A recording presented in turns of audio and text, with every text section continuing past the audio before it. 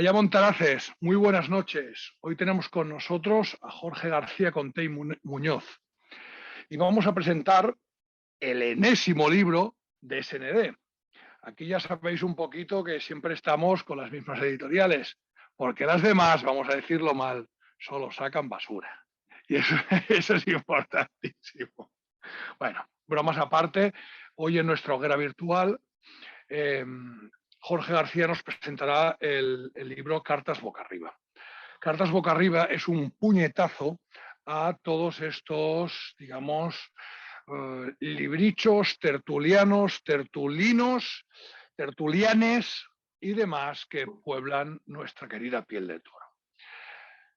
Nosotros vamos con la verdad por delante, porque hay cosas que se hicieron bien, cosas que se hicieron mal, como en todos lados, ¿no? Al final es muy fácil, siempre te dicen, no, es que yo soy historiador y como historiador soy imparcial. Ya cuando empiezan con eso vamos mal. Al final todo el mundo tiene parcialidad. Otra cosa es que sepas un poco, pues trasladarte y ver un poquito los toros desde la barrera. Así que el Cartas Boca Arriba es solo eso, presentar eh, los desmanes y esas maravillas, ¿no?, que hizo esa llamada Segunda República, la cual en estos momentos se está convirtiendo en intocable. Y pensar una cosa, este vídeo posiblemente de aquí un año, dos, tres, cuatro, cinco, ya será, bueno, pues delito de odio, porque al final todo lo que se salga del encuadre que el sistema dice, pues estará penado y perseguido. Entendamos una cosa muy importante. A día de hoy se reivindica siempre, ¿no?, pues esa segunda democracia, hay esa segunda república como la ley de la democracia, ¿no? Incluso se enfrentaron, hace poco pusieron una placa en mi barrio de un conocido maqui, ladrón, asesino, incluso acusado de, de hacer unas tropelías a unos granjeros como un galante luchador de la democracia. Bueno, el señor era anarquista, por tanto de demócrata tenía lo mismo que los aquí presentes, pero las cosas como son, al menos las cosas hay que reconocer. Bueno, después de este speech improvisado, como hago siempre, eh, voy a pasar a la presentación más formal del autor para quien no lo conozca. Jorge García Contey Muñoz es licenciado en Derecho y letrado del Ilustre Colegio de Abogados de Valencia. Máster en Derecho Constitucional por la Universidad de Valencia y graduado en Ciencia Política y de la Administración por la UNED. Colabora habitualmente en las páginas de diversas publicaciones periódicas, tanto en formato tradicional como en el digital. Entre ellas figuran sobre todo Galerna de la Asociación Alfonso I, el portal en Internet Postmodernia, del Centro de Estudios Homónimo Cordobés y la revista de pensamiento La Emboscadura, de cuyo consejo de redacción forma parte. Ha escrito también en la revista de Filosofía y Metapolítica Nihil Obstac y en la revista de Derecho Político editada por la UNED. Jorge García Contey se sirve de la teoría del disenso como método de aproximación a la realidad y para dar cuenta de ella desde un punto de vista inconformista, distante del pensamiento único característico de nuestro tiempo. De esta forma, busca un sentido diferenciado y con frecuencia antagónico al que viene establecido por los grandes centros de producción y difusión del discurso cultural imperante. En definitiva, su aspiración es la de ensanchar y acrecer el pensamiento de ruptura con la opinión pública, que no es otra que la opinión publicada. A todo esto venía a colación de lo que se comentaba antes. Solo existe un discurso. Todo el que no esté discurso pues está condenado o no condenado solo a libros y medios digitales, pues pequeñitos como blogs o este pequeño canal. Tenemos claro una cosa: si estamos en la trinchera del bien, la verdad y la belleza, jamás tendremos a los más medias de nuestro lado. Pero eso también nos da una ventaja.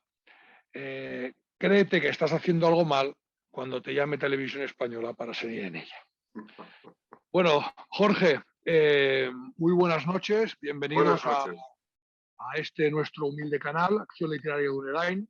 Nosotros, pues desde el Frente Cultural, el Frente de los Libros, de la literatura, lo que queremos es pues presentar esa batalla, ¿no? Esa batalla a favor de la cultura, la tradición y de la verdad, porque al final verdad solo hay una. Cuéntanos un poquito cómo nace este libro, de qué trata, y luego pues pasaremos a que los montaraces pues te hagan preguntas. Muy bien, muy bien. Muchas gracias por la bienvenida, muchas gracias por la hospitalidad, por acogerme en este canal. En este canal en el que, aunque es la primera vez que participo, intuyo que me voy a sentir como en mi casa por unas palabras que has mencionado durante la introducción, cuando has dicho que el objetivo, al fin y a la postre, de los que participáis en esta empresa es defender el bien, la belleza y la verdad. Bueno, pues ya me considero como en mi propia casa, en este canal. Bien, vamos a ver. Me preguntas por el libro, por Cartas Boca Arriba. Si me permitís, a ver si soy capaz de hacerlo. Creo que se ve, ¿no? Creo que se ve. Bueno, más o menos se ve. Esa es la portada del libro Cartas Boca Arriba, editado por SND. Cartas Boca Arriba, que tiene un subtítulo, que es La subversión de la democracia, 1931-1936, y creo que es una buena pista para empezar a situarnos. Vamos a ver. Yo en la introducción del libro lo explico con un cierto detalle. Aquí vamos a resumirlo, o voy a intentar resumirlo casi telegráficamente. Todos estamos al corriente de que en época del presidente Zapatero se promulgó una ley, la Ley de Memoria Histórica, que venía a suponer un intento de, yo no sé muy bien si decir, si de revancha contra los muertos. Amor o muerto, gran lanzada, es un dicho muy tradicional en castellano.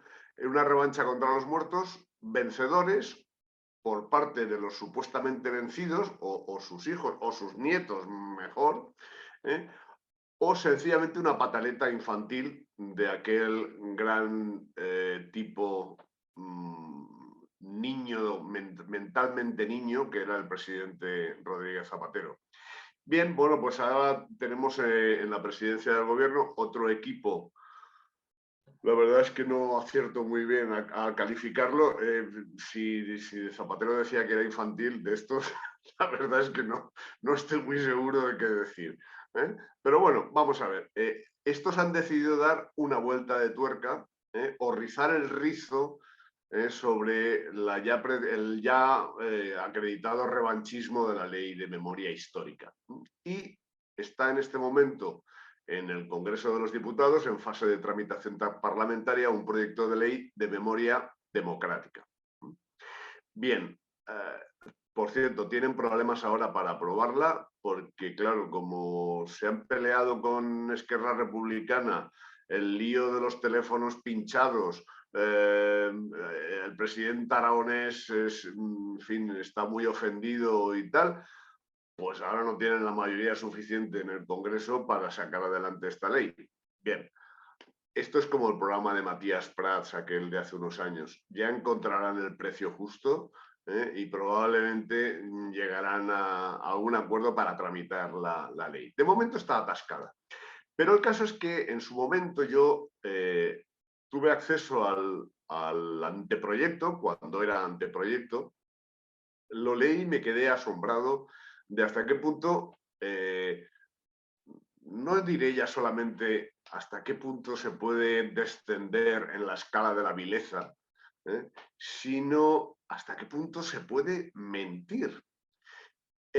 Me refiero a lo siguiente. El preámbulo, la exposición de motivos del anteproyecto de ley de memoria democrática, que la exposición de motivos, bueno, pues viene a ser como el prólogo de un libro, ¿no? Te anticipa un poco lo que va a venir adelante, no tiene valor de norma por si no es aplicable directamente, pero sirve para interpretar la ley a la que prologa, vamos a decir, ¿no?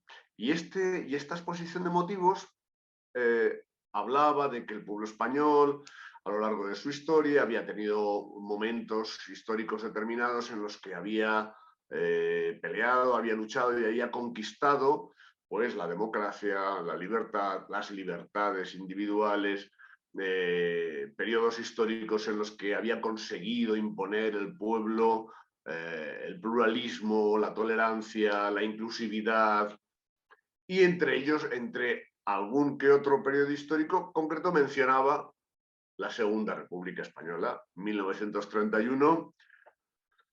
Yo diría que acaba en 1936, porque lo que empieza en 1936 es la guerra civil y ya poco tiene que ver en realidad con un régimen constitucional, no solamente en la zona sublevada, en la zona nacional, sino ni siquiera, desde luego, en la zona controlada por el Frente Popular. 1931-1936, la Ley de Memoria Democrática presenta este periodo como un hito en la historia de la lucha por la conquista de las libertades.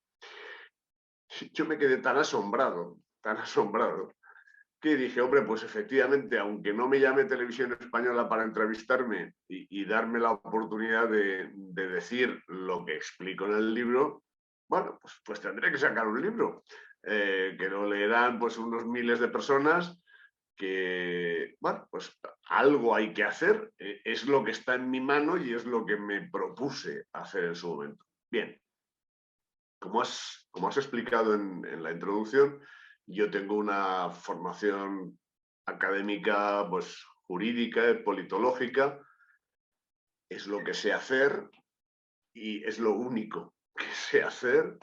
Y bueno, pues me dediqué a hacer eso en el libro. Es decir, no se trata de decir qué malos son unos, qué buenos son otros, o eran. En primer lugar, porque yo no me siento muy identificado con ninguno de las grandes formaciones políticas de la Segunda República. Entonces no se trata de hablar de buenos y de malos. Se trata de hablar en los mismos términos que la Ley de Memoria Democrática usa en esa exposición de motivos a la que me he referido.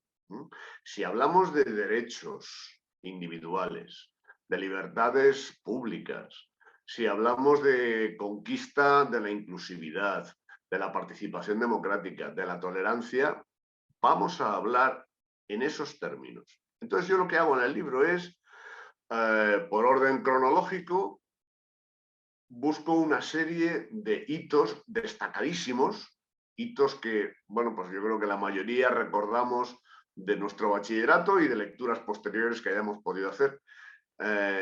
Y me fijo en la forma, en la manera en que el orden jurídico de la Segunda República supuestamente fue tan democrático como dice la ley de memoria.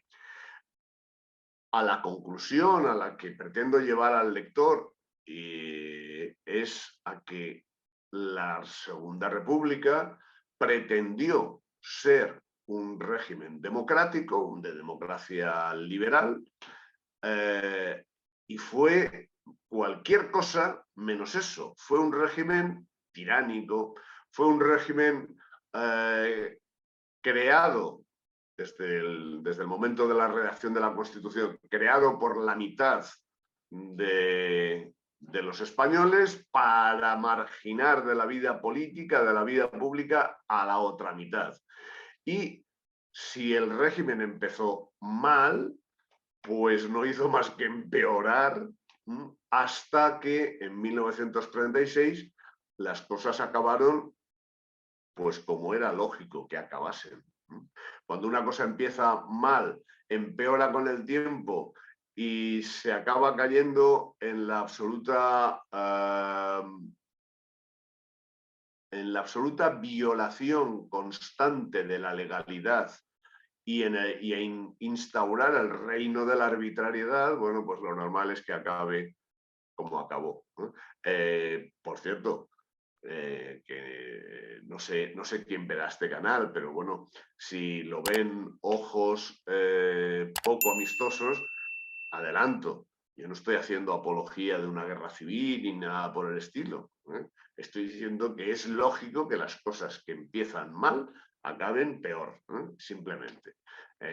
Bien, ¿qué hago a lo largo de el desarrollo del libro? Bueno, pues empiezo a fijarme, por ejemplo, en la proclamación de la República, proclamación que, lo sabemos, vino por el resultado de unas elecciones municipales, es decir, unas elecciones que estaba previsto que, de las que saldrían concejales y alcaldes para renovar los ayuntamientos de España, acaban produciendo un cambio de régimen. ¿Y cómo lo acaban produciendo? Pues lo acaban produciendo merced a una movilización masiva de las masas republicanas, que por cierto no habían ganado las elecciones, las habían ganado solo en las capitales de provincia. Pero bueno, el caso es que una movilización masiva y una adecuada presión y coacción, sí, he dicho coacción, bueno, pues provoca el hundimiento moral de la clase política monárquica y el abandono de Alfonso XIII. Desde luego no soy yo un fan de Alfonso XIII, pero las cosas como son. Es que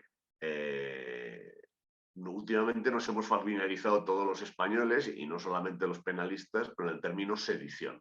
Nos hemos familiarizado a raíz del juicio contra los responsables políticos del procés de Cataluña, que fueron procesados y condenados, y luego indultados, pero fueron procesados y condenados por el delito de sedición, es decir, por el intento de alterar por la fuerza las instituciones políticas nacionales. Eso es la sedición. Bueno, pues justamente sedición fue el acto que cometieron las fuerzas políticas republicanas, dirigidos por el llamado Comité Revolucionario, para hacer caer la monarquía y proclamar la república. Desde luego no fue un procedimiento democrático.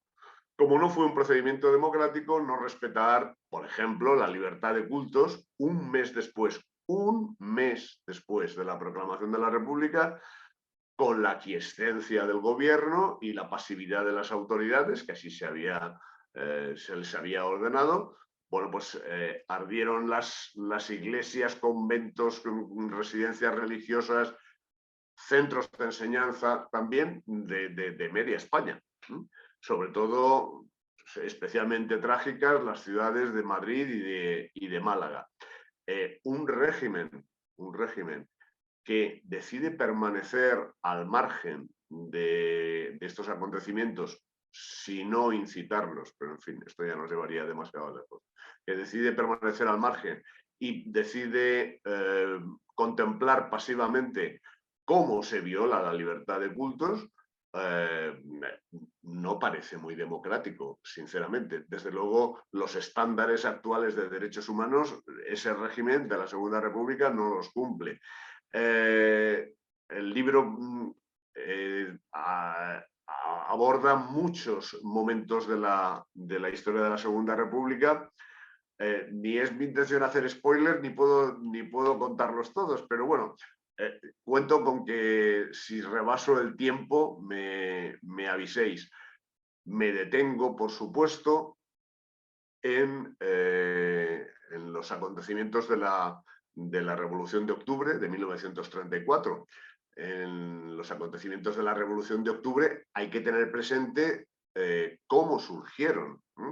La rebelión armada de la izquierda, y cuando digo de la izquierda básicamente me refiero al Partido Socialista, porque era básicamente la gran fuerza de la izquierda en aquella época, en los años 30. El Partido Comunista en el año 34 todavía era un grupúsculo de muy escasa importancia, de muy escasa relevancia, y los anarquistas no se involucraron a fondo ni tuvieron un papel protagonista en aquellos acontecimientos. Entonces, la revolución de 1934, socialista básicamente, se produce, ¿por qué?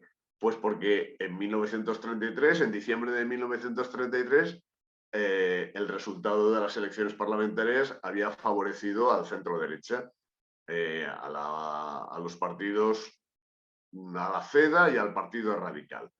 La izquierda advierte en aquel momento, diciembre de 1933, que si algún ministro de la CEDA, de la derecha católica de aquel momento, entra en el gobierno, lo dicen abiertamente. La verdad es que hipócritas es lo único que no se les puede llamar. Advierte que provocarán una rebelión, una revolución armada, sangrienta. Lo dice Francisco Largo Caballero en repetidas ocasiones. Y efectivamente así ocurrió en el año 34, en los primeros días de octubre.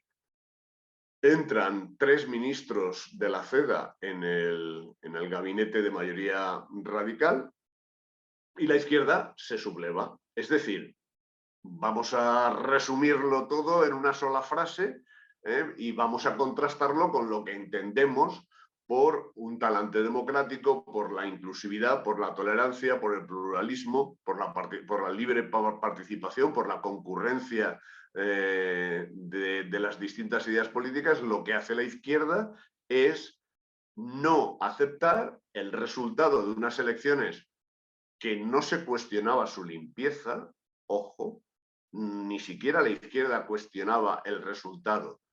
Lo que decía era que no admitiría que ese resultado tuviera las consecuencias lógicas en un régimen democrático, que quien gana las elecciones forma gobierno. Y como no lo admitió, pues fue a la revolución, que bueno, fracasó en prácticamente toda España, salvo en Asturias y en Cataluña, con un resultado muy sangriento.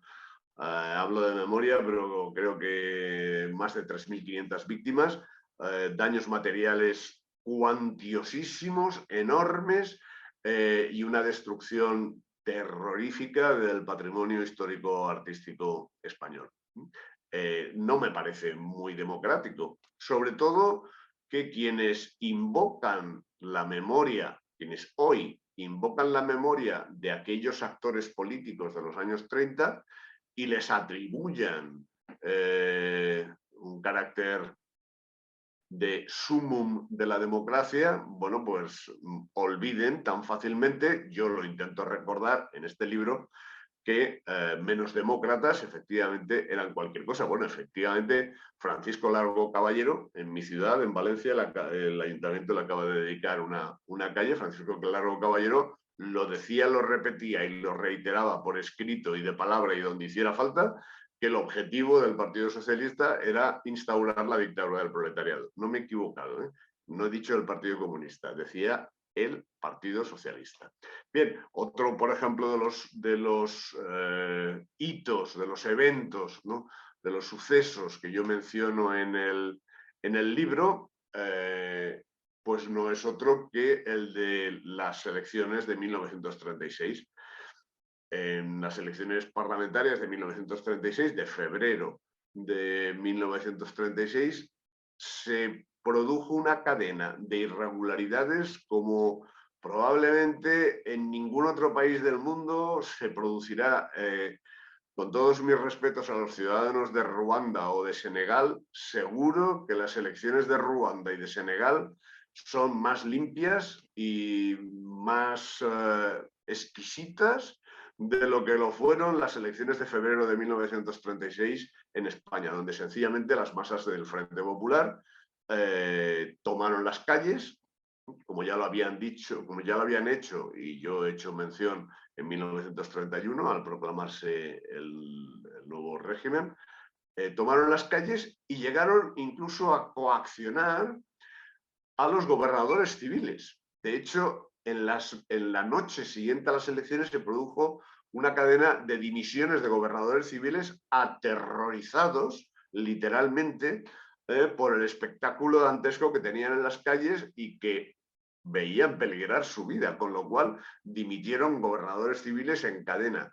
¿Qué ocurría en el momento en que dimitían esos gobernadores civiles?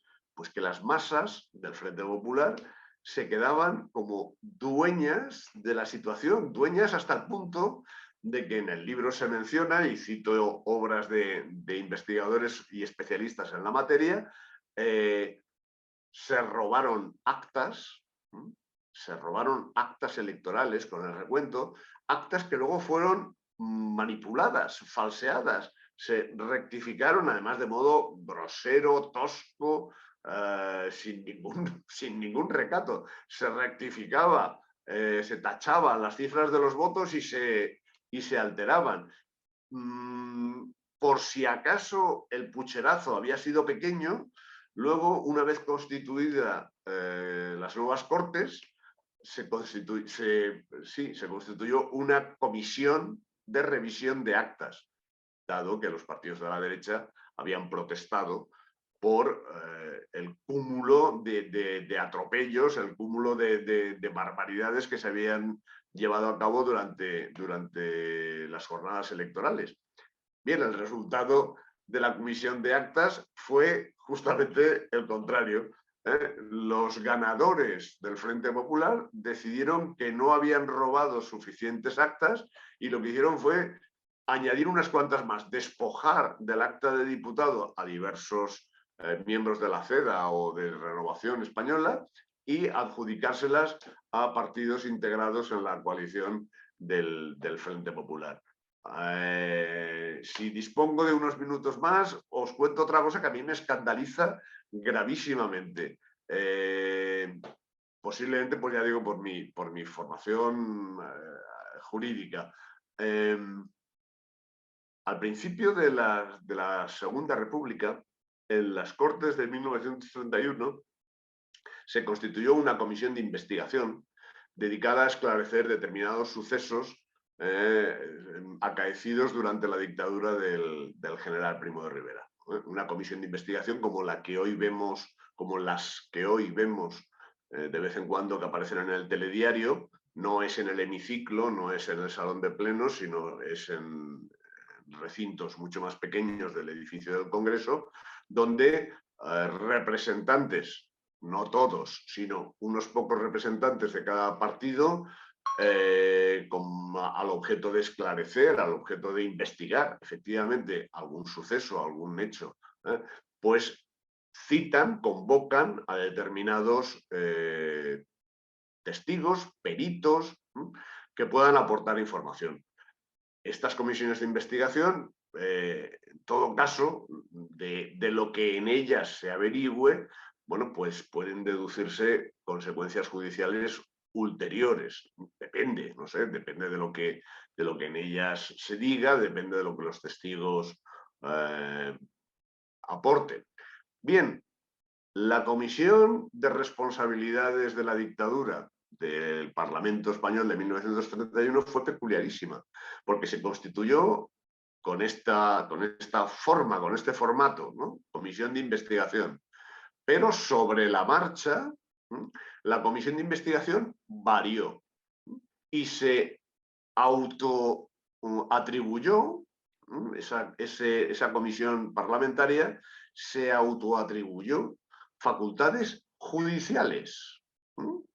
Es decir, los miembros de la comisión podían desde pedir fianzas hasta ordenar embargos preventivos u ordenar encarcelamientos de personas investigadas. A ver, para que nos entendamos, imaginemos qué clase de democracia y qué clase de división de poderes debía ser la de la Segunda República.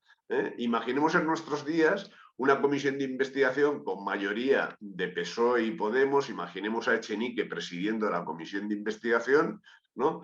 Y pues ordenando el encarcelamiento de un rival político o el embargo preventivo de sus bienes. Bueno, esta tropelía, este tipo de atropello, era el que cometían las instituciones de la Segunda República. Así son las cosas. Por citar otro ejemplo de los muchos, tal vez demasiados como para referirme a todos ellos. Otro ejemplo de los que se menciona en el libro es el relativo a la ley de pagos y maleantes. Hoy en día es muy famosa, yo creo que muchos han oído hablar de la ley de pagos y maleantes, pero lo que son las cosas, se suele oír hablar de la ley de vagos y maleantes como una ley franquista. Y efectivamente fue una ley que estuvo vigente durante la primera parte del régimen franquista. Pero eso no quiere decir que la promulgase el general Francisco Franco. No. La ley de vagos y maleantes la promulgó Don Manuel Azaña. Sí, sí, efectivamente, ese, en 1933. Y era una ley, para entendernos, vamos a decirlo muy sencillamente. Lo que los juristas llaman el principio de legalidad aplicado a la materia penal es algo tan sencillo y tan elemental para nuestra mentalidad del siglo XXI como que nadie puede ser privado de libertad, nadie puede ser encarcelado si previamente no ha cometido un delito, ese delito se ha demostrado ante un tribunal y el tribunal lo condena a una pena privativa de libertad. Esto es lo que nosotros entendemos hoy en día por el principio de legalidad penal. Bueno, pues lo que hacía la ley de vagos y maleantes, promulgada durante la Segunda República, durante el primer mandato de Manuel Azaña, fue considerar a determinados sectores de población, sectores marginados y marginales, sectores tradicionalmente al margen de la sociedad. Por ejemplo, me estoy refiriendo a minorías étnicas como los gitanos, ¿no? Efectivamente, sí, sí, con todas las letras, los gitanos. Bueno, pues considerar a estos sectores que por sí mismos eran un peligro y debían ser internados en campos de concentración. Sí, he dicho campos de concentración y era el término que se usaba en la época y fueron los que se construyeron. Campos de concentración en los que, sin haber cometido necesariamente ningún delito, por supuesto, sin haber sido demostrado ante un tribunal, porque no había delito que demostrar, pues sencillamente un juez de vigilancia ordenaba el ingreso indefinido en el campo de concentración de estas personas. Quien habla de gitanos habla también, pues, por ejemplo, de jugadores ludópatas, habla de alcohólicos. Se les ingresaba en campos de concentración sin plazo fijo. Su estancia en el campo pues quedaría a merced de los informes sobre su eventual reeducación o las garantías de inserción social. Algo verdaderamente monstruoso dentro de los cánones democráticos de una justicia independiente y del principio de legalidad penal. Así actuaba la Segunda República. Bien, lo que hace el libro, espero haber sido capaz de haberme hecho entender, lo que hace es demostrar con argumentos histórico-jurídicos, no políticos. Esto no es una guerra de colorines ni de bandos.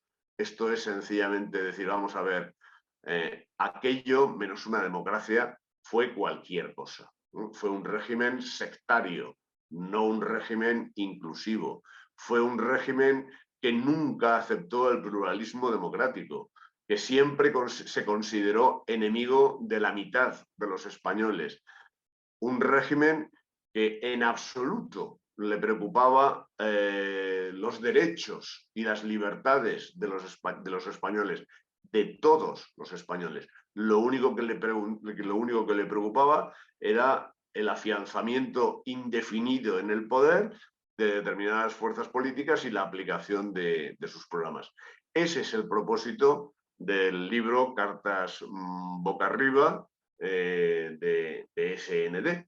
El libro que yo lo he escrito con mucha ilusión, de verdad. He disfrutado mucho escribiéndolo. Me he enterado de muchísimas cosas que no sabía, lo tengo que decir con toda sinceridad, y con esa misma alegría y con esa misma ilusión, bueno, pues es el libro que pongo a vuestra disposición. Vale que no estamos en la misma situación. O sea, no vamos a comparar, o sea, no podemos decir que estamos viviendo la Segunda República. No. Pero no hay ciertos paralelismos. Llegan los liberales, tumban el régimen anterior y después se lo regalan al otro grupo que los va a querer pasar por la guillotina. Pues estamos en eso otra vez, igual. Ahora 40 años en vez de 6, pero estamos por ahí. Sí. A ver, aquí sí que me arriesgo a hacer un spoiler. En las conclusiones del libro lo explico detalladamente. Yo no creo que se puedan hacer paralelismos. A mí, precisamente, lo que me asombra, tanto de Zapatero en su momento como de Sánchez hoy en día, lo que me asombra es que se instituyan oficialmente como continuadores de aquello cuando en realidad tienen muy poco que ver. Sí, el Partido Socialista Obrero Español hoy se llama igual que el Partido Socialista Obrero Español de los años 30. Pero hasta ahí llegan las coincidencias. Yo en el libro incluso cuestiono que el gobierno actual pueda considerarse estrictamente un gobierno de izquierdas. Pero bueno, esto ya puede que nos lleve demasiado lejos. Lo que sí es cierto es que tiene muy poco que ver aquella situación con esta. Afortunadamente, en el libro dedico también un capítulo a la violencia callejera, a la violencia política callejera, que fue probablemente uno de los síntomas de que el régimen se pudría, se estaba muriendo. Bien, afortunadamente nosotros hemos tenido un fenómeno terrorista gravísimo durante muchos años, pero la violencia política no es algo generalizado en España. Creo que afortunadamente. Y por lo demás, si Francisco Largo Caballero era partidario de la dictadura del proletariado, pues nadie en su sano juicio, creo, puede pensar que Sánchez o en su momento Zapatero lo eran. Yo al menos cuando en determinados eventos sociales o económicos veo la familiaridad y la cordialidad con la que los miembros del gobierno tratan a los miembros de los consejos de administración del IBEX 35 o a los presidentes de grandes multinacionales, a Ana Patricia Botín, por personalizar algo más, pues dudo mucho que estemos hablando de comunistas, bolcheviques peligrosos, ni nada por el estilo. Me permito hacer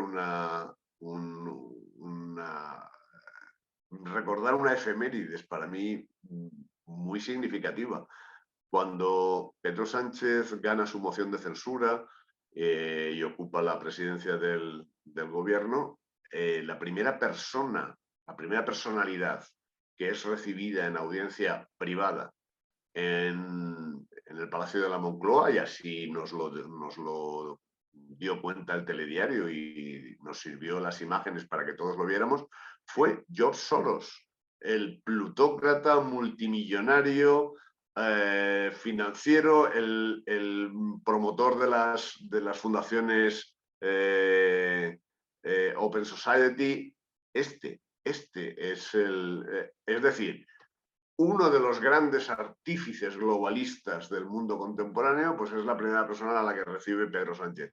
Bien, ¿por qué menciono todo esto? Porque digo, efectivamente la situación de entonces tiene muy poco que ver con la de hoy. Y los actores de entonces tienen poco o nada que ver con los actores políticos de hoy. Pero precisamente por eso es doblemente sorprendente, ¿no? Que quien no tiene ideológicamente nada que ver con aquel momento se sienta obligado a vindicar aquello como los buenos en contra de los rivales que son los malos oficiales, ¿no? Bueno, está claro, ahora son progres. Izquierda pues puede ser la izquierda buenista, o puede que sea una mensilla, puede ser un vaquero, o Corea del Norte. O sea, estos tíos ahora que son progres durarían 5 minutos en Corea del Norte. Bueno, 5 o 10. O 10 años porque podrían a picar. Pero bueno. Sí, sí. No me decía eso, paralelismo de que aquí fueron, en ese sentido, fueron conservadores que hundieron el régimen para dárselo luego a unos progres que cada vez persiguen a ellos, que es lo gracioso, pero bueno. Sí, sí, pero bueno, que en realidad la diferencia sustancial que puede haber entre el Partido Socialista como la gran fuerza de la izquierda, ¿no? En realidad la gran fuerza progre, y su gran rival de la derecha, es que tampoco creo que responda exactamente a lo que tradicionalmente se entendía por derecha, del Partido Popular, las diferencias sustanciales, reales, verdaderas, son de matiz, son de matiz. Son más bien de quítate tú que me ponga yo, que yo tengo muchos amigos y los tengo en el paro y los quiero colocar, y quita a tus amigos que vienen los míos. Esas son básicamente las diferencias que tienen entre sí. Por lo demás, pues ya digo, de matiz, de detalle, nada más. Sí, yo lo hemos comentado aquí que la diferencia entre el PP y el PSOE es que el PP va 10 años atrás, pero que ya está. De aquí a 10 años es igual.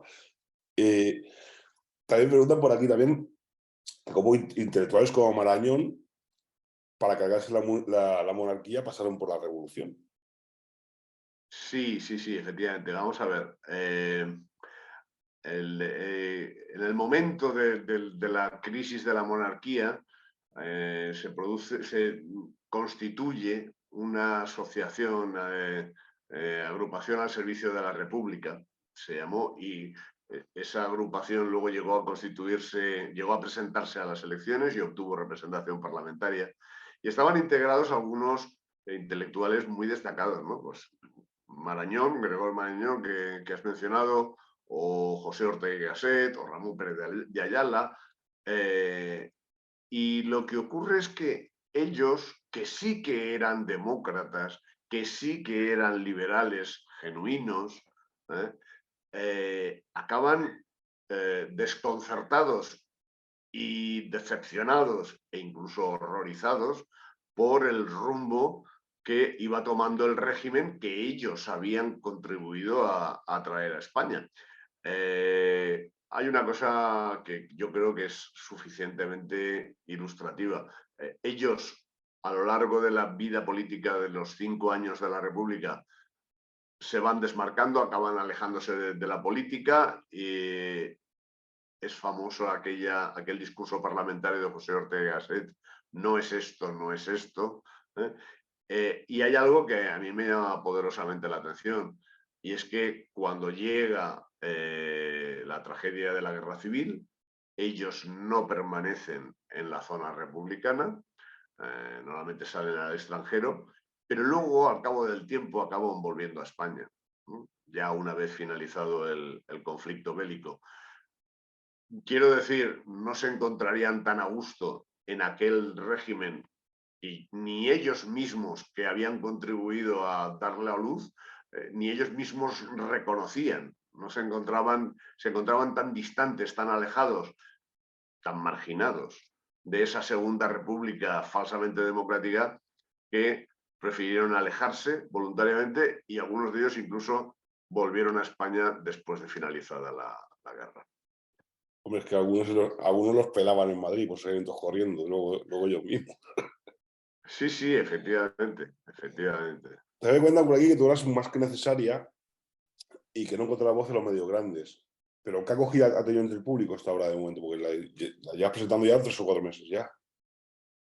Sí, vamos a ver. Yo hace pues unos pocos días estuve hablando con el propietario de la editorial, Álvaro Romero. Me decía que se estaba vendiendo bastante bien. Él estaba satisfecho y contento.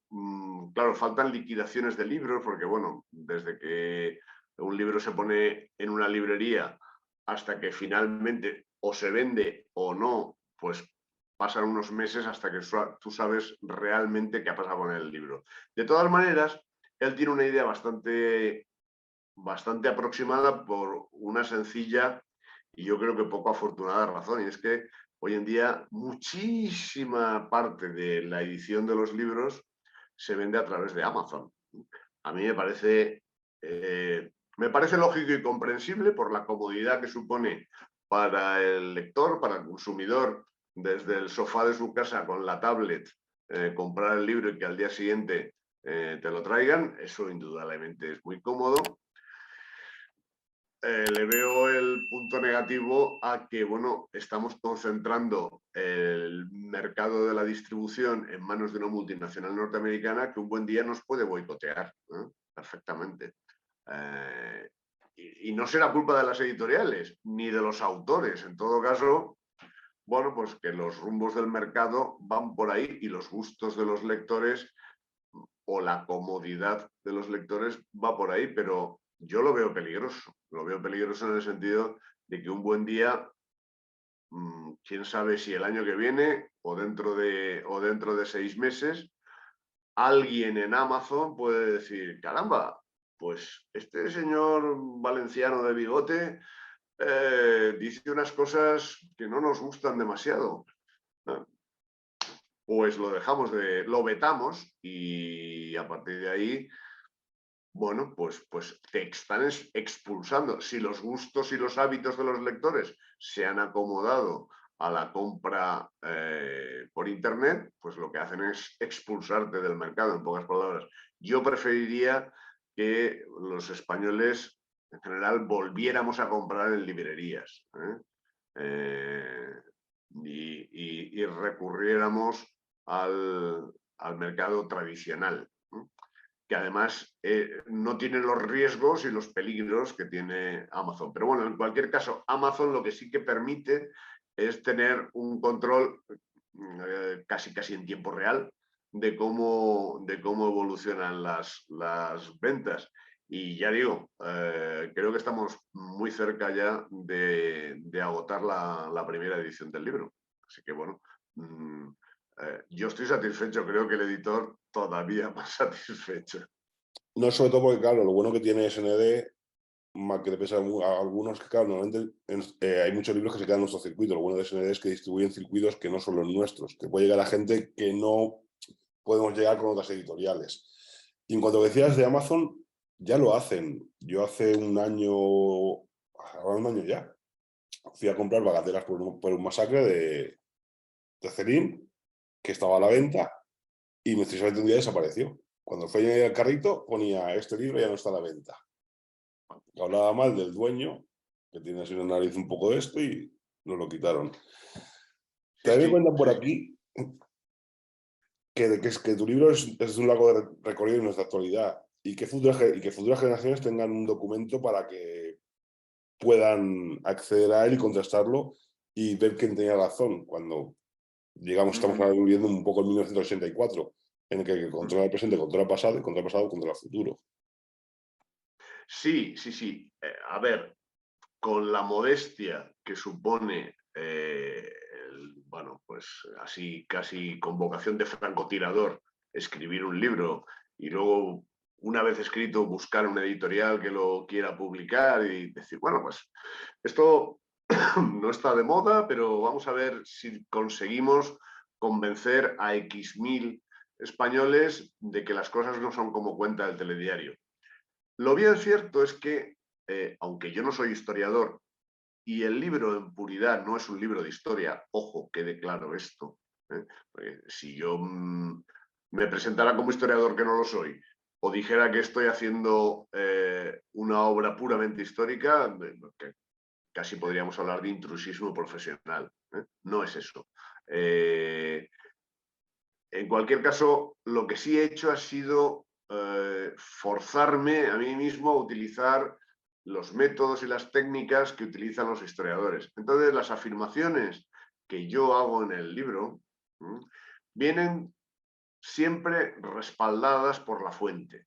Es decir, los españoles de hoy o los de pasado mañana, que todo aquel en cuyas manos caiga este libro, no tienen por qué creer en lo que Jorge García Conté les diga, sino que las afirmaciones que hace Jorge García Conté en el libro, a pie de página, van a encontrar bien el archivo, donde está el documento que respalda lo que digo, bien el ejemplar de periódico donde cito la fecha de publicación del periódico y la página donde aparece publicada la noticia, el discurso, la fotografía, lo que sea.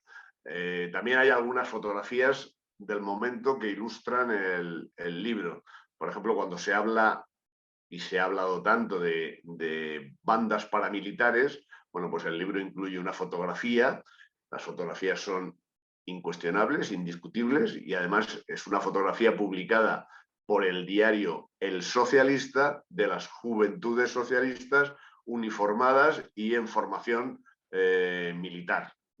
Entonces, bueno, pues todo lo que digo, ya digo, viene respaldado por el archivo, por el periódico, por el diario de sesiones del Parlamento, de las Cortes, del Congreso de los Diputados, e incluso también hay alguna referencia a las actas del Parlamento de Cataluña.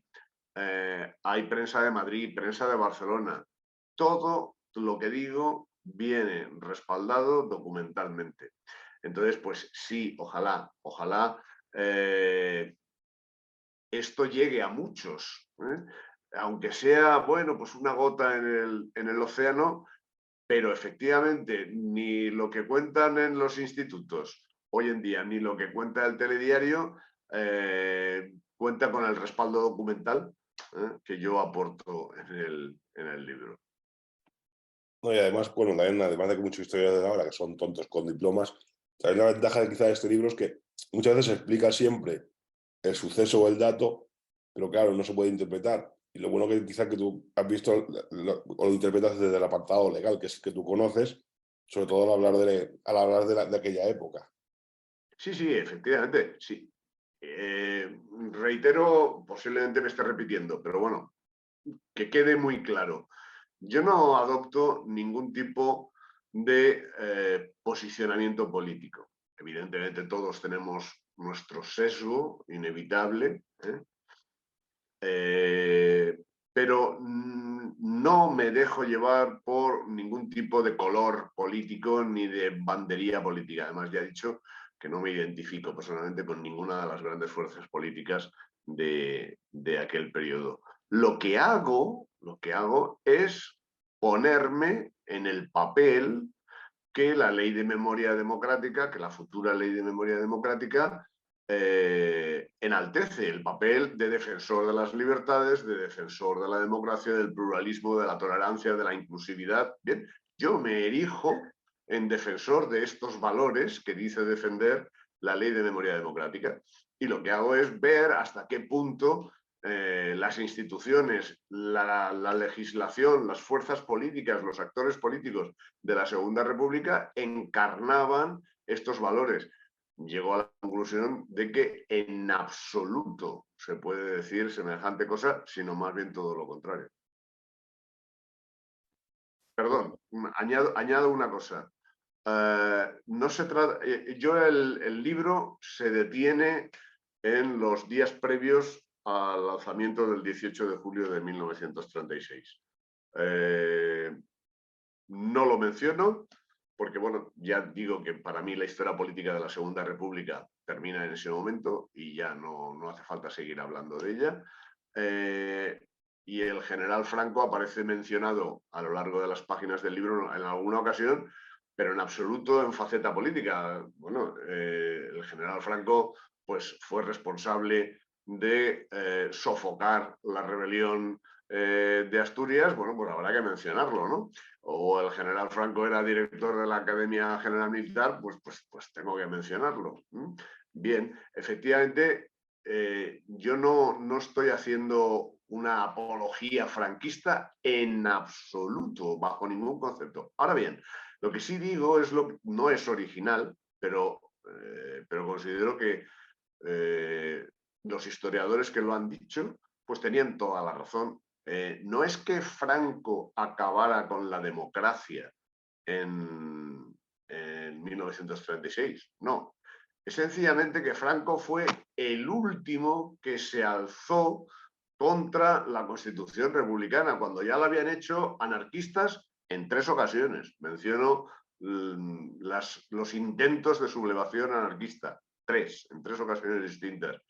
Se había sublevado el Partido Socialista, se había sublevado también en muy pequeñita escala el Partido Comunista, se había sublevado Esquerra Republicana de Cataluña, en el territorio de Cataluña. Es decir, los grandes actores políticos de la izquierda, todos se habían alzado en armas contra la Constitución republicana. Franco simplemente fue el último y el que triunfó. Todos los demás habían fracasado previamente. Bueno, Franco triunfó. Esa es la diferencia. Pero en cualquier caso, insisto, mi propósito no es abanderar ningún grupo, ni facción, ni corriente ideológica. Es simplemente demostrar la falsedad de las bondades que se atribuyen al régimen de la Segunda República. Bueno, pues esto pasa con todos los historiadores, porque no solo pasó en España, pasó en toda Europa. En Europa iba de golpe de mano a golpe de mano y por todos los lados. Ya sean republicanos, sean comunistas, sean anarquistas, sean nazis, sean fascistas, sea lo que fuese. Y el que lo intentó fue, o era tonto o era manco. Sí, sí, sí, Es sí. la A ver, realidad. yo de hecho comparo la proclamación de la Segunda República, los métodos que se utilizaron para proclamar la Segunda República, con un acontecimiento que en principio está muy separado ideológicamente, como es la marcha sobre Roma. Es decir, la operación de movilización de masas que llevó a Benito Mussolini al poder, con una única diferencia. Es que la clase política republicana se consideraba a sí misma lo más plus de la democracia, y que yo sepa, Benito Mussolini nunca se consideró un paladín de la democracia. Por lo menos Benito Mussolini parecía más sincero y más consecuente que quienes utilizaban sus medios, pero decían defender otras ideas. ¿Tienes algún futuro proyecto? O, bueno, ya sea otro libro, o sea lo que vais haciendo con la emboscadura. Bueno, efectivamente, cualquiera sabe los proyectos de mayor formato, libros, ensayos, en los que puedo participar. No lo sé, yo ahora mismo estoy profesionalmente muy liado, no lo sé, no me atrevo a decirlo, pero lo que sí es cierto es que yo mantengo una colaboración fija con la revista La Emboscadura. Aquí habéis tenido a Juan Antonio Llopart en el canal de invitado, y también a Josep Alsina. Josep Alsina es el director de la revista La Emboscadura, que es un producto editorial de Fides. Y La Emboscadura, bueno, pues el propósito que la anima desde el primer momento es el ofrecer una visión alternativa de la realidad. En el fondo siempre estamos hablando de lo mismo. Las ideas que hoy se imponen hegemónicamente, porque tienen casi el monopolio de los medios de difusión, de los canales editoriales, de todo,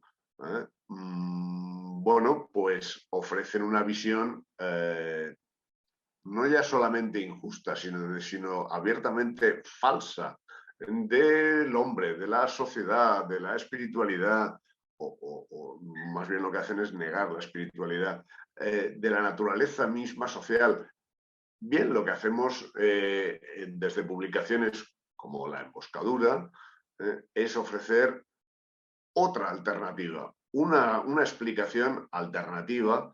Entendemos que completamente beligerante con el mundo contemporáneo, con el globalismo, que es en definitiva quien mueve el mundo contemporáneo, y una explicación arraigada en nuestra propia cultura, nuestra propia civilización. Pero en definitiva, lo que se trata es de explicar esa realidad alternativa también con un lenguaje absolutamente contemporáneo, absolutamente de actualidad. En los años 30 estaba el Partido Radical y tuvo mucha importancia. Y que era además masón y anticlerical. ¿Hoy hay algún partido con el que se pueda comparar? Porque además justo en el 36 desapareció totalmente.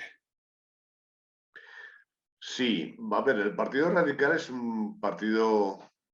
era un partido muy curioso, porque es un partido que surge en los últimos años del siglo XIX, en Cataluña, precisamente dirigido por Alejandro Lerroux, que en aquella época residía en Barcelona.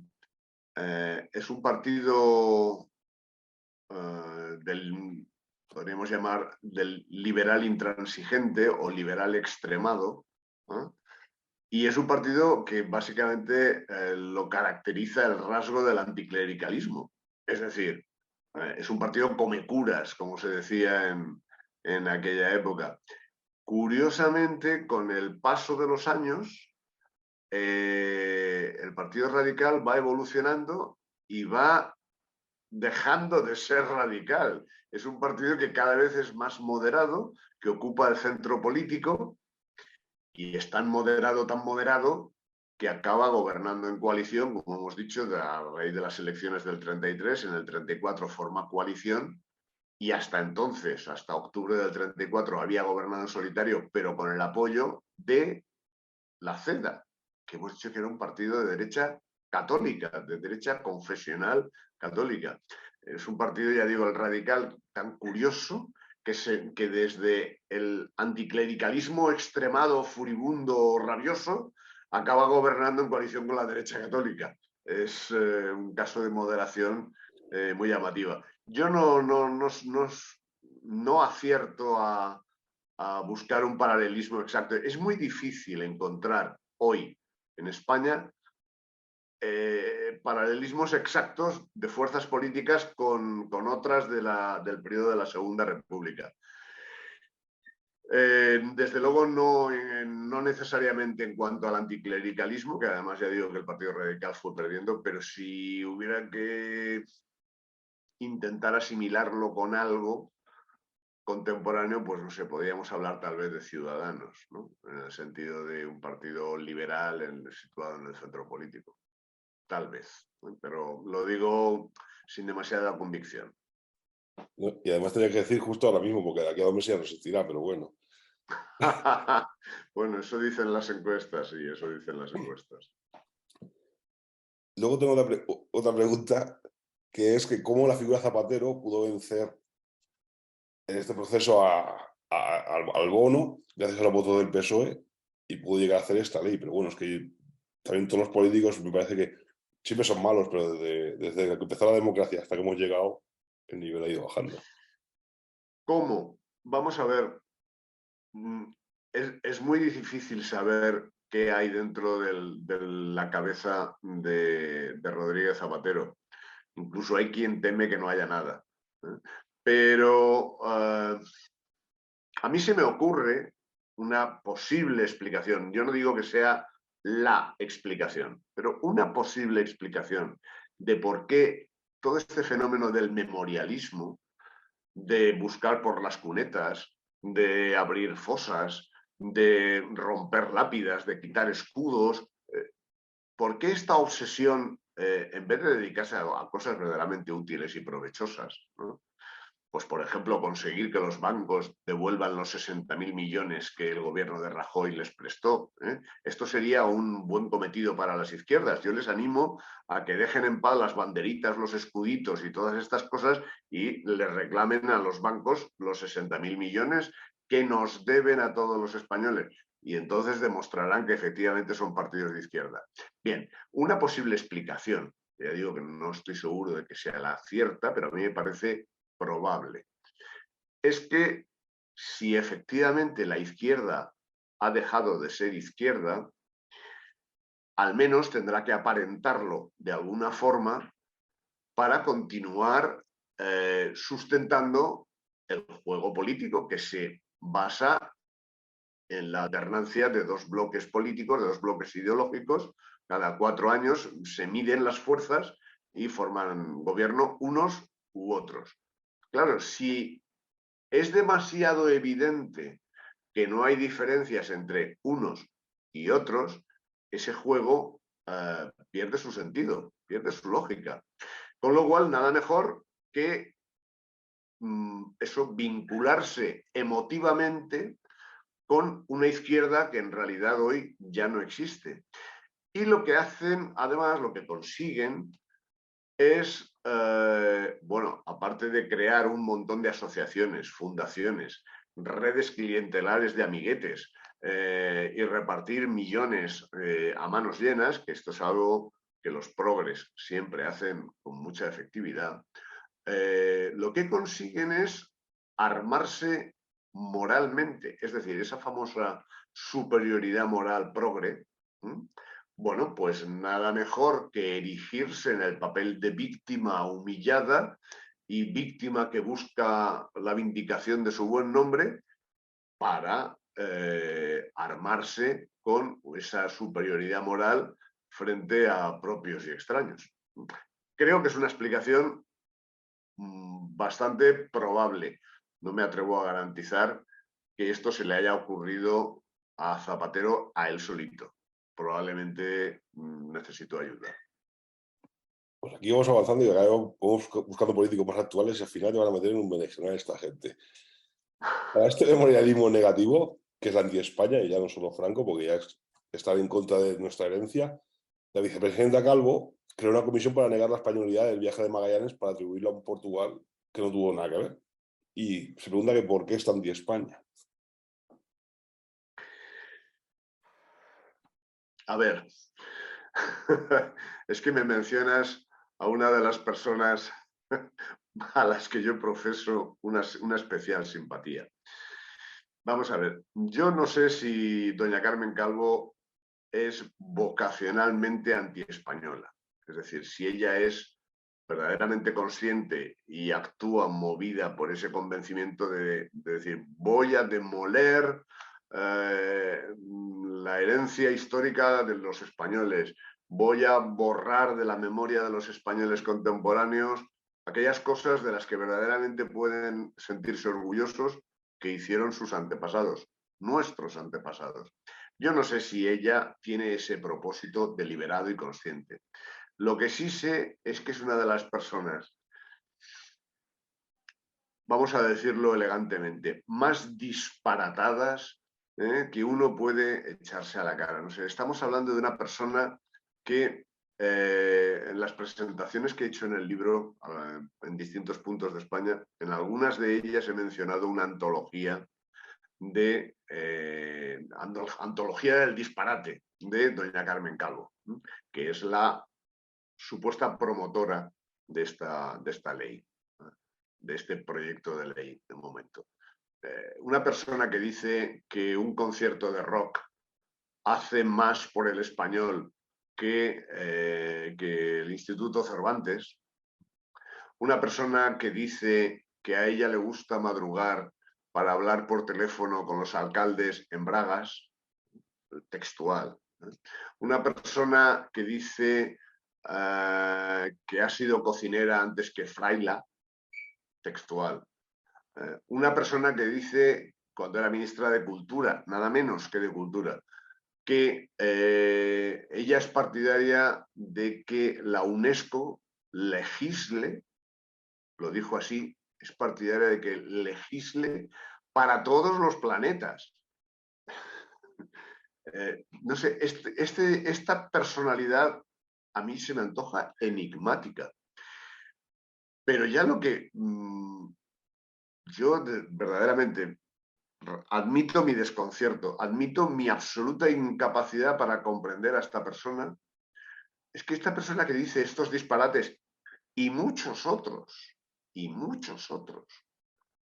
una persona que habla a propósito, cuando vivíamos los peores momentos de la pandemia, del coronavirus, estas cosas, habla de que el médico Simón ocupaba el puesto que ocupaba en razón de su expertitud. Es que es hasta difícil pronunciarlo. En razón de su expertitud. Bueno, pues esta persona, ojo, no es que estemos hablando pues, de una pobre señora que no ha tenido oportunidades en esta vida y no ha tenido ocasiones. No, no, no. Esta señora es doctora en Derecho. Es doctora en Derecho y es profesora de Derecho Constitucional. La verdad es que me encantaría volver a matricularme en la Facultad de Derecho siempre y cuando me garantizaran que me iba a dar clases doña Carmen Calvo. Esas clases seguro que no me perdía ni una. Seguro que no. Bueno, hablando en serio. hablando en serio, es imposible tomar en serio a esta persona, a doña Carmen Calvo. Y posiblemente lo que ocurre con doña Carmen Calvo es que juega el papel que tantos políticos vemos desempeñar, que es el de calamar.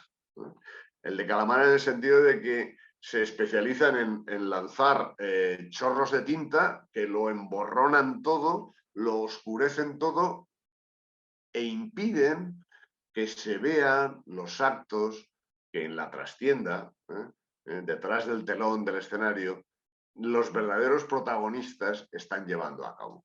Creo que ese es, en definitiva, el papel de doña Carmen Calvo. Si viviéramos en una corte de un monarca medieval, pues creo que el papel que mejor le cuadraría sería el de bufón, simplemente. ¿Cuántos años sin internet? Hace 30 años esta mujer tendría un montón de cassettes en gasolinera hits. Pero bueno, Sí. también lo de los políticos de ahora es normal. Yo creo que, como bien has dicho tú, no es que sea la derecha de alta calamar, es que el nivel de los políticos es el que han escogido sus amos. Yo creo Ahora, que por ejemplo, si pensamos en alguien como Adriana Lastra, no sé, que un partido de la importancia que tiene el Partido Socialista, que bueno, es, hasta que haya nuevas elecciones, pues es el partido al que más españoles respaldan. Pues un partido como este, que nombre como portavoz a una sujeta como Adriana Lastra, que necesita un manual de instrucciones para saber dónde tiene la mano derecha y la izquierda, verdaderamente es incomprensible. Pero bueno, efectivamente es que tenemos una clase política que unos, por ser prácticamente ágrafos, ágrafos como Adriana Lastra, ágrafos como Carromero, este hombre del PP, como este diputado del PP que es incapaz de saber cuál es la tecla del sí y cuál es la tecla del no, gente, pues no sé, como tantos ministros que hemos tenido que daban vergüenza ajena, ¿no? La ministra de Asuntos Exteriores que tuvimos hasta hace unos meses, hasta la anterior remodelación del gobierno, y que nos metió en el embrollo con Argelia al traer aquí al máximo dirigente del Frente Polisario, en fin. ¿Os acordáis de aquel ministro de Asuntos Exteriores, Miguel Ángel Moratinos, más conocido como Miguel Ángel de Satinos, ¿no? El hombre que por primera vez en la historia desde el siglo XVIII revertió la reivindicación de la soberanía que España había venido ejerciendo, había venido exigiendo al Reino Unido en relación con el Peñón de Gibraltar. Este fue el primer estadista español, me da casi apuro llamarle estadista, que por primera vez puso en cuestión esa reivindicación de la soberanía sobre Gibraltar. Bueno, la lista sería interminable, ¿no? Esta es la clase política que tenemos. Bueno, pues evidentemente necesitan o mejor dicho, ellos son necesarios para ocultar a los que verdaderamente mandan.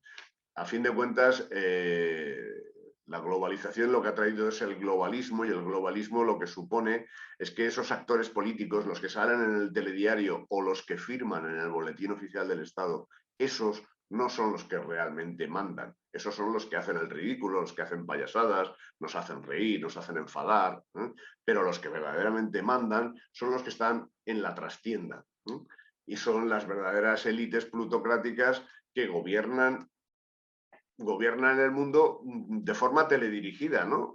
Como con un mando a distancia. Bueno, pues ellos con el mando a distancia activan pues a Pedro Sánchez, activan a Macron, activan a este, al otro, pero aunque en realidad ellos son los que están detrás y son los que controlan la acción. Perfecto. Hay una cosa que nos ha quedado clara, y es que mande la gaviota o los del puño con la rosa, al final manda los de siempre. Por supuesto. Muchísimas gracias por habernos acompañado, muchísimas gracias por dejar este documento para que generaciones venideras tengan algo de verdad que consultar, porque al final solo se podrá leer la Biblia y el Señor de los Anillos, el resto estará todo prohibido. Y creo que la Biblia también. Y El Señor de los Anillos probablemente también, Posiblemente también, posiblemente también. Ya cualquier día van a prohibir Blancanieves. Bueno, señores, esto es lo que hay. Mientras tanto, nosotros continuemos en la trinchera, porque la trinchera es total, porque la guerra es total. Estamos en todos los frentes, nos dan hostias por todos lados. Pero aquí seguimos en, eh, levantando la bandera del bien, la verdad y la belleza. Muy buenas noches a todos y muchas gracias por el enésimo concilio a distancia y para acercaros a esta hoguera virtual con los montaraces y con nuestro invitado. Muchísimas gracias a todos y muy buenas noches. buenas noches.